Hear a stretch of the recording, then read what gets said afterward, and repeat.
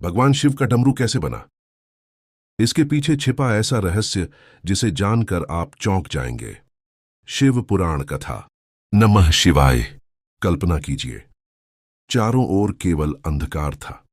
न समय था, न पृथ्वी, न आकाश, न सूर्य, न चंद्रमा। चारों दिशाओं में केवल मौन था। तभी उस अनंत शून्य में एक दिव्य प्रकाश प्रकट हुआ। वह थे महादेव। महादेव ध्यान में लीन थे। अचानक उन्होंने अपनी आंखें खोली। उनके हाथ में एक अद्भुत वाद्य था, डमरू। जैसे ही महादेव ने डमरू बजाया, उसकी पहली ध्वनि पूरे ब्रह्मांड में गूंज उठी। उसी नाद से सृष्टि के जागरण की शुरुआत हुई। लेकिन क्या आपने कभी सोचा है कि भगवान शिव का डमरू कैसे बना?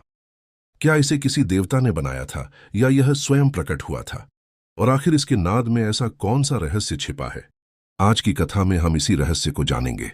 सृष्टि से पहले का रहस्य।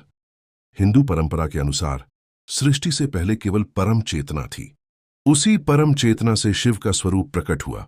शिव को अनादि और अनंत माना जाता है, इसलिए उनके साथ जुड़े कई प्रतीक जैसे त्रिशूल, जटाएं और डमरू भी दिव्य माने जाते हैं। कई शैव परंपराओं में डमरू को शिव के साथ अनादि माना गया है।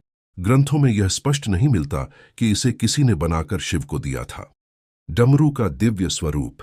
डमरू की आकृति बीच में पतली और दोनों ओर फैली हुई होती है। इसे केवल वाद्य नहीं माना जाता।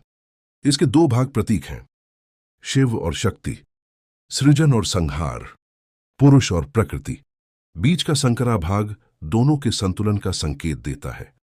तांडव और डमरू का नाद। एक समय देवताओं ने प्रार्थना की, प्रभु सृष्टि को गति दीजिए। तब महादेव ने तांडव आरंभ किया। उनके प्रत्येक चरण से पृथ्वी कांपने लगी। गंगा उनकी जटाओं में लहराने लगी। तभी उन्होंने डमरू बजाया। डम डम डम।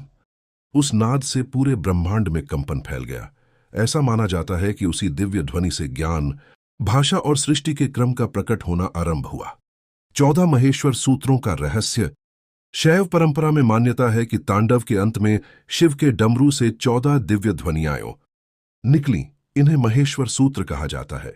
कथा के अनुसार महर्षि पाणिनि ने इन्हीं ध्वनियों से प्रेरणा लेकर संस्कृत व्याकरण को व्यवस्थित रूप दिया। इसलिए डमरू केवल संगीत नहीं, बल्कि ज्ञान का भी प्रतीक माना जाता है। ऋषियों की जिज्ञासा। एक बार अनेक आर्षि कैलाश पहुंचे। उन्होंने पूछा, प्रभु आपके डमरू में ऐसा क्या है कि इसकी ध्वनि सुनकर मन शांत हो जाता है? महादेव मुस्कुराए और बोले, यह केवल ध्वनि नहीं, नाद है। जब मनुष्य अपने भीतर के शोर को शांत करता है, तभी वह इस नाद को अनुभव कर सकता है।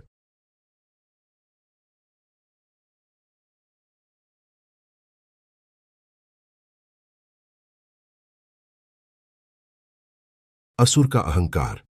कथा है कि एक असुर ने सोचा, मैं शिव के डमरू की शक्ति छीन लूंगा। वह कैलाश पहुंचा। जैसे ही उसने डमरू को छूने की कोशिश की, डमरू से निकली दिव्य ध्वनि ने उसके भीतर का अहंकार तोड़ दिया। वह महादेव के चरणों में गिर पड़ा और क्षमा मांगने लगा।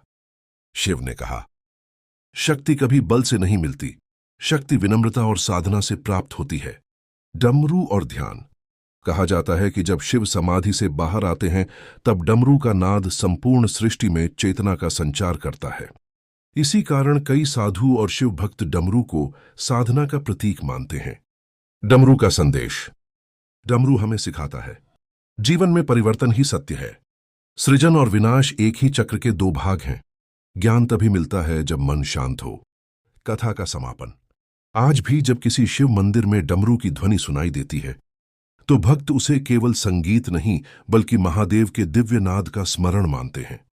यही कारण है कि भगवान शिव का डमरू करोड़ों श्रद्धालुओं के लिए ज्ञान, संतुलन, सृजन और आध्यात्मिक जागरण का प्रतीक है।